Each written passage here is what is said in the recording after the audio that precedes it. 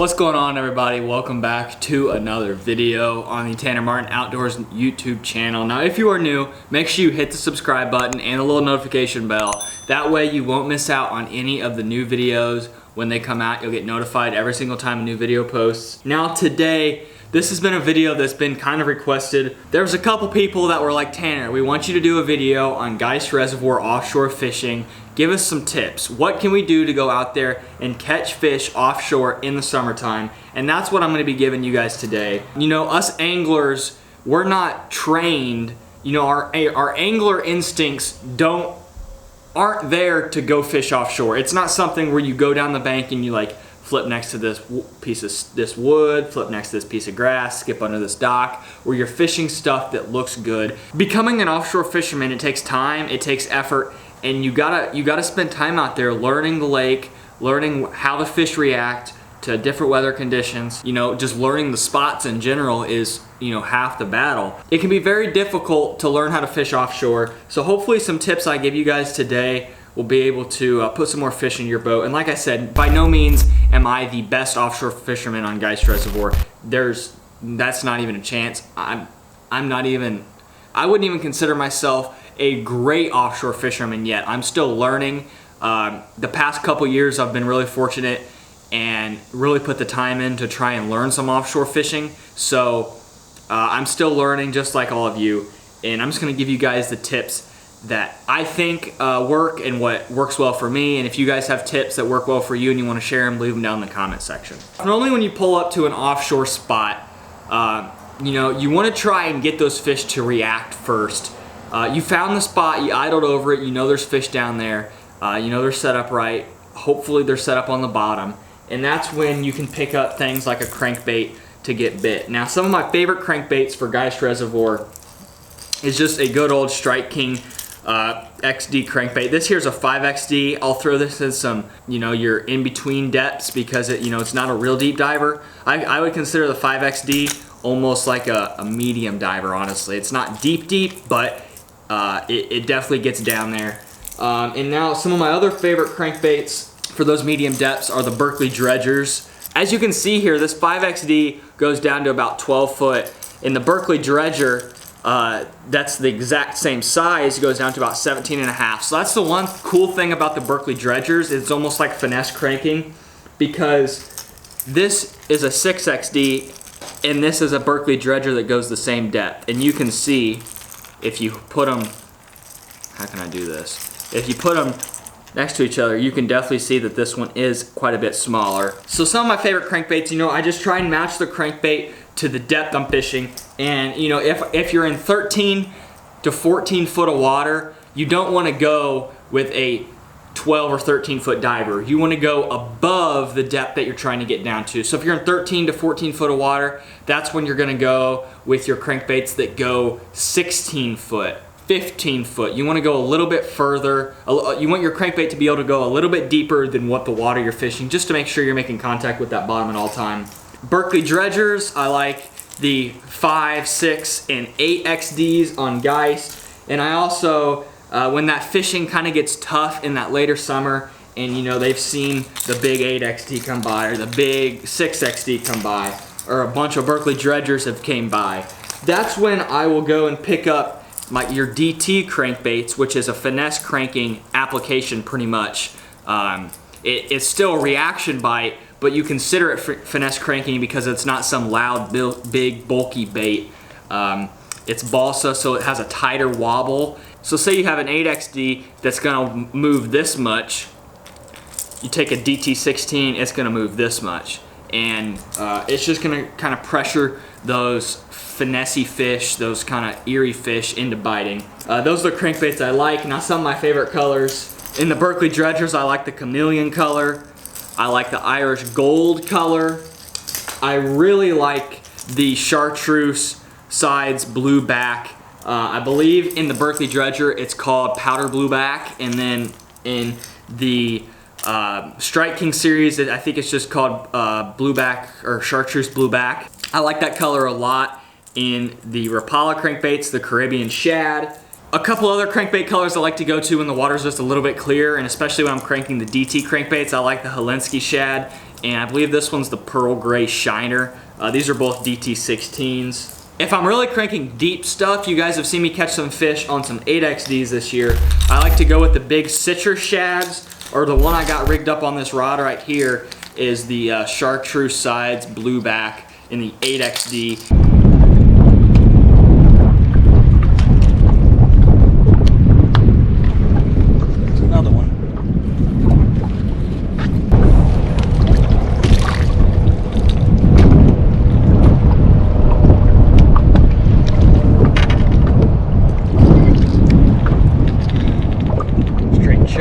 I want to mention this rod. If you guys are looking for a good cranking rod, I was throwing one of the 13 Fishing, I believe it was the Defy Black cranking rods. It's like an $80 cranking rod. I was throwing that for forever, and it was doing great. 6 and 8 XDs was perfect on it.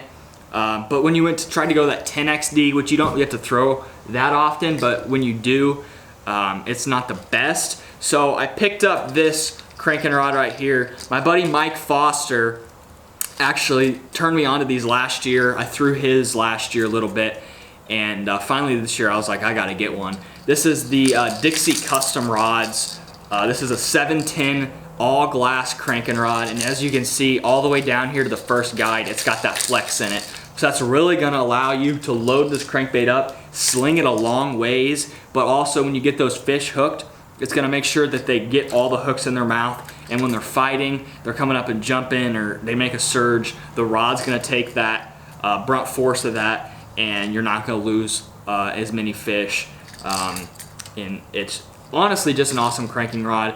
You can feel the bottom so well, and all my crankbaits, whether it is the Berkeley Dredgers in the 17.5 or the 25, or the 5XDs, or the DT16s, or whether it's this big 8XD right here, I always throw on 12-pound fluorocarbon. I did throw it on 10 a little bit, but I was breaking off a lot, and you know, even with 12, you have to retie quite a bit just because there's some gnarly stuff down there on the bottom. So I just go with 12. Gives me that little more peace of mind when you're throwing such a big plug like this. But I haven't had any issues with that. And if you guys are looking for a good cranking rod, check out the Dixie Custom Rods. They're pretty sweet.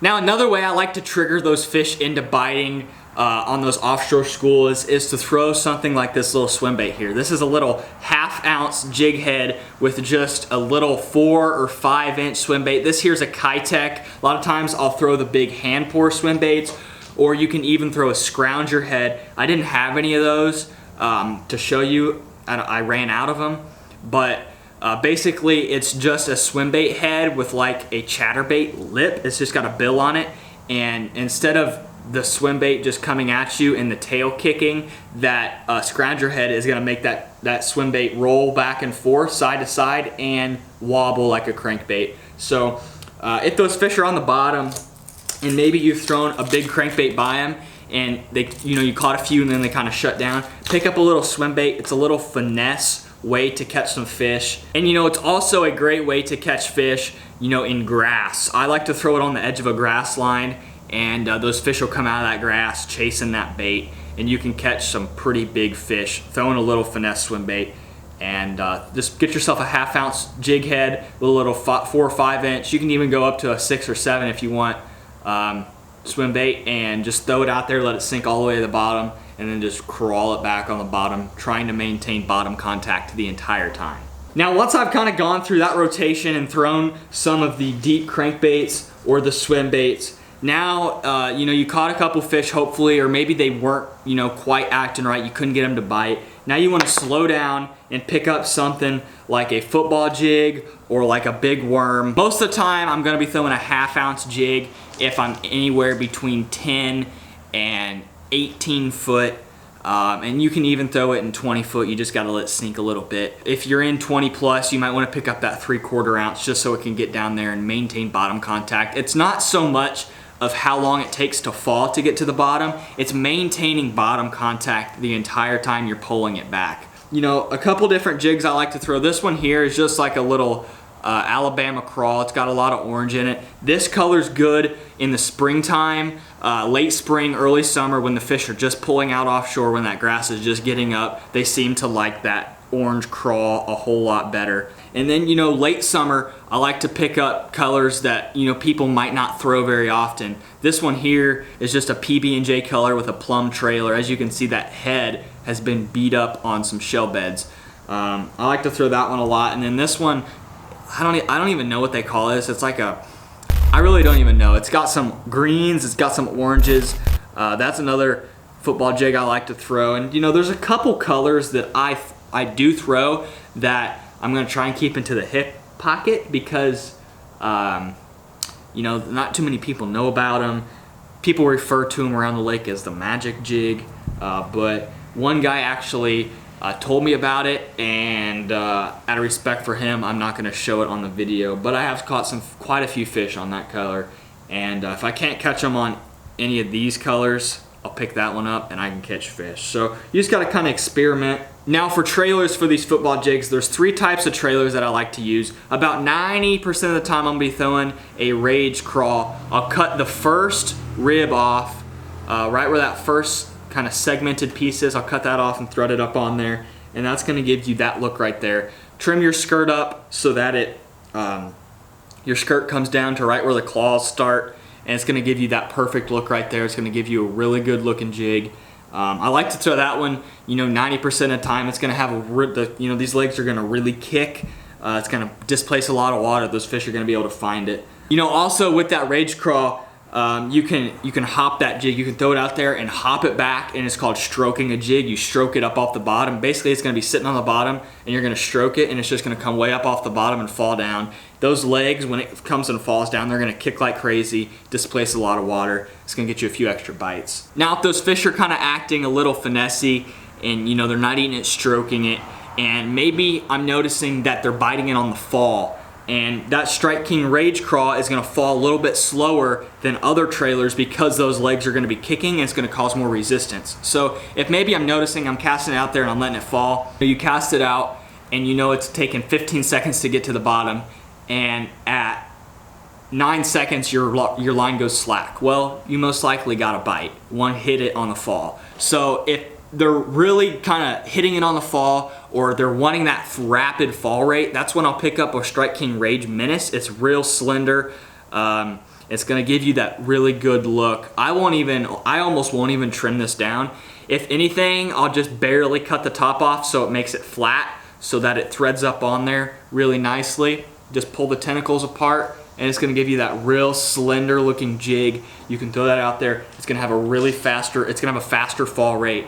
And if those fish are hitting it on the fall and wanting that faster fall rate, that can be good. And sometimes they're even gonna want that fast fall rate when you're hopping the jig. So you throw it out there and you're hopping it, and if you're throwing the Strike King Rage Crawl, it's gonna have a lot of resistance. So when you hop it up, it's gonna fall a lot slower. And if they're wanting that faster fall, when you hop it up with this Rage Menace, it's gonna fall a lot faster and have less resistance, and maybe that's what they want. Now really, you can get away with just those 2 trailers, but sometimes I like to throw the Space Monkey trailer. I just normally cut this one off right above the first 2 arms here and thread that on there. I don't have any jigs with it on it right now, but this Space Monkey it's kind of in between the 2 on action.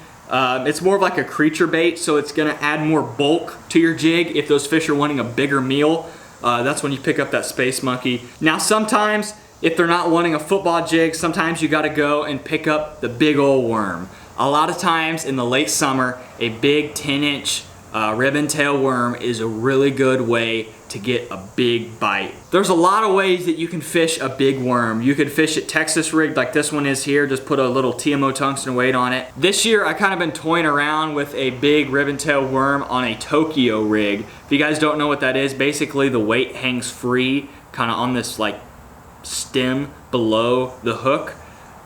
So it just kind of, it's gonna have your worm sitting up off the bottom a little bit.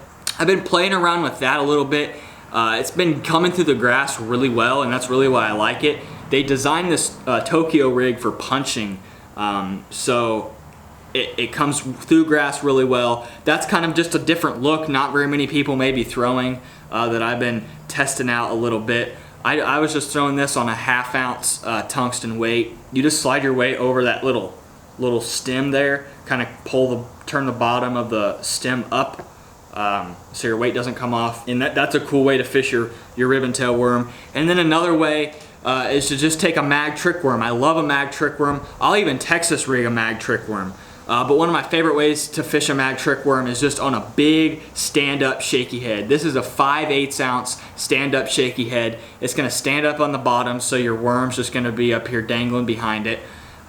This is an absolute killer in Alabama on Gunnersville. It's kind of where I learned this technique, and I just brought it home. Basically, you just screw your worm on there, rig it. I like to get the shaky heads that have the EWG hook. You get a little bit better hookup ratio. That can work really well. It's gonna get hung up in grass, so if you're fishing grass, you may wanna go with your Texas rigged. You can even, like I said, Texas rig the mag trick worm, or Tokyo rig your mag trick worm. But if you're fishing hard bottom, this big stand-up head is gonna work perfect. Now, some of my favorite colors for big worms is I like your plums, your plum apple. This is a plum apple mag trick worm. I like your plum apple, just curly tail worm. I like your plums. I'll throw June bug. Normally in the summer, I'm either gonna be throwing plum apple, or June bug, depending on water clarity. If the water is, you can see, if it has good clarity, I'm gonna throw your plum apple or your plum, and if it's a little dirty, I'm gonna throw the June bug color. Now, kind of my last ditch effort for catching offshore fish is to throw a drop shot out there. Everyone knows it. I don't have one rigged up, but you have your weight, or you have your hook, and then your weight's below it, so your worm is just up there free. It's honestly kind of like the Tokyo rig, except you have a whole lot longer leader than this. It's like 2 inches. If I'm throwing a drop shot, most of the time I'm gonna be throwing either the Lake Fork Hyper Finesse worm. This is a tomato color, or I'm gonna be throwing the Robo worm, just the regular Robo worm in Morning Dawn. I'm either throwing the tomato Lake Fork Trophy Lures Hyper Finesse worm, or the Robo worm in Morning Dawn. I like those tomato and Morning Dawn colors for whatever it is. You could honestly fill your boat with the Robo worms in Morning Dawn, throw it on a drop shot, and never need another color. I mean, that's pretty much the only color I drop shot, unless I'm drop shotting this one. And I like the 6-inch Morning Dawn worm. If you're getting, some short strikes, you can go down to the 4-inch or just bite it down. But you seem to get a little bit bigger bites with that drop shot. And most of the time, I'm probably gonna be throwing this on like a 1/4 or 3/8 drop shot weight, and I'll cast it out there and then just drag it back real slowly. If nothing else works, if I can't catch them cranking, if I can't catch them on a football jig, if I can't catch them on a big worm, you pick up a drop shot and you can get a couple extra bites. Now, finally, the last technique that I've been playing with offshore this year has been the Nico rig. I learned this down at Pickwick last year. Basically, if you don't know what a Nico rig is, you just wacky rig a worm like you normally would. This is a mag trick worm in June bug. You wacky rig it, and I just use a little wacky rig ring right there. But a Nico rig is when you take a weight and push it in to one end of the worm, so that your worm is going to fall straight down on the side of that weight. They VMC came out with these little Nico rig kind of skirts here. It actually has a skirt that is attached to the weight, so it gives it a little more action. But I've been playing around with this quite a bit this year. Just kind of mixing it in with that drop shot. You cast out there, let it sink to the bottom, and then just kind of hop it back, fish it like a wacky rig. Obviously, you're gonna have to wait a long time for this to sink down if you're fishing in 18, 20 foot of water. But it can catch fish. I've caught some fish on it. Not too many people know about it, so that's kind of one of them secrets I'm kind of giving you guys. Like I said, I am going to hold a couple things back. Just like I said, I'm nowhere near the best offshore fisherman out there. I know how to catch a couple fish offshore.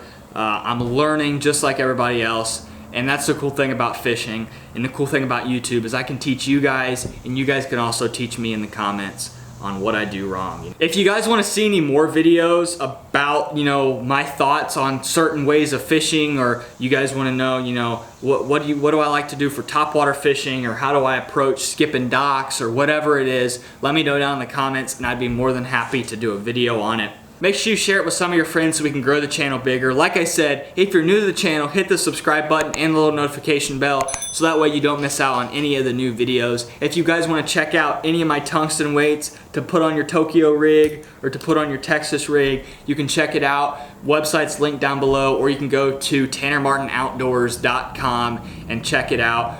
We're getting ready to be restocking some new weights and expanding our inventory, so check back there frequently. That way you don't miss out on anything. But thank you guys for watching, and I'll see y'all in the next video. Peace out.